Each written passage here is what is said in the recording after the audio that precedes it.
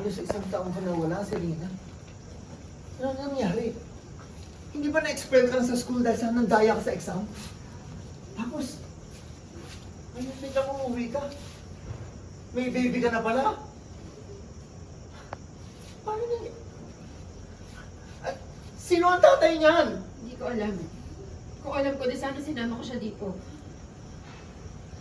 Serena, ano ba itong ginawa mo? Nakanda ko ba na nga si tatay magtrabaho at mag-sideline?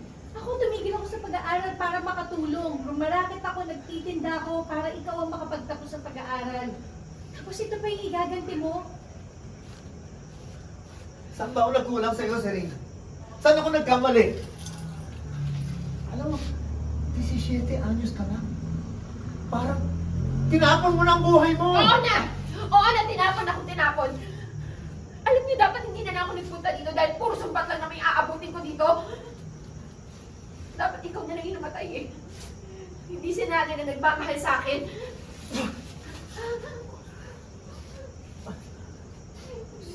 Hindi mo na ako makikita ulit. Kahit kailan. Pati ang apo mo!